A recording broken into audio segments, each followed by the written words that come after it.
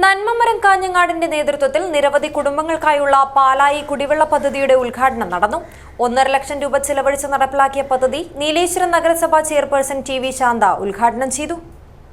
ജനാർദ്ദൻ ഹോസ്പിറ്റലിൽ laparoscopic സർജറിയും multi speciality ആധുനിക ചികിത്സയ്ക്കും ഞങ്ങൾ പ്രാധാന്യം നൽകുന്നു. വിവിധ സ്പെഷ്യാലിറ്റികളിലുടനീളം ഞങ്ങൾ സമഗ്രമായ സേവനങ്ങൾ വാഗ്ദാനം ചെയ്യുന്നു. Janardhan hospital, bank road, Kasaragod. കഴിഞ്ഞ 5 വർഷമായി സാമൂഹ്യ മേഖലയിൽ മാതൃകാപരമായ പ്രവർത്തനങ്ങൾ ഏറ്റെടുത്ത് നടത്തുന്ന നന്മമരം കാഞ്ഞങ്ങാട് ചാരിറ്റബിൾ സൊസൈറ്റിയുടെ നേതൃത്വത്തിൽ നീലേശ്വരം പാലായി ഗ്രാമശ്രീ നഗറിൽ നിരവധി കുടുംബങ്ങൾക്ക് ആശ്വാസം പകരുന്ന കുടിവെള്ള പദ്ധതി ഉദ്ഘാടനം ചെയ്തു.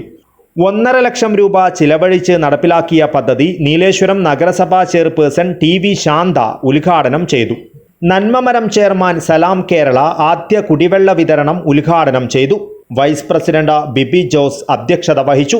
ആരോഗ്യ സ്ഥിരം സമിതി അധ്യക്ഷ ടി.പി. ലത, നന്മമരം ഭാരവാഹികളായ TK. Vinod, Unnikrishnan Kinanur, Shibu north Kottacheri, P. Manoharan, EK. Chandran എന്നിവർ സംസാരിച്ചു. നന്മമരം കാഞ്ഞങ്ങാട് ഏറ്റെടുത്തു നടത്തുന്ന 3ാമത്തെ കുടിവെള്ള പദ്ധതിയാണിത്. നന്മമരം കാഞ്ഞങ്ങാടിന്റെ 3ാമത് കുടിവെള്ള പദ്ധതിയാണ് ഇന്നിവിടെ നാടിന് സമർപ്പിച്ചത്. കഴിഞ്ഞ 3 വർഷക്കാലമായിട്ട് 3 കുടിവെള്ള പദ്ധതിയിലൂടെ ഏകദേശം 120ഓളം കുടുംബങ്ങളുടെ കുടിവെള്ള പ്രശ്നത്തിന് ഒരു പരിഹാരം കാണാൻ ഈ ഒരു കൂട്ടായ്മക്ക് സാധിച്ചിട്ടുണ്ട്. സത്യം പറഞ്ഞാൽ ഈ ഒരു കൂട്ടായ്മ ഒരു നിമിത്തം മാത്രമാണ്.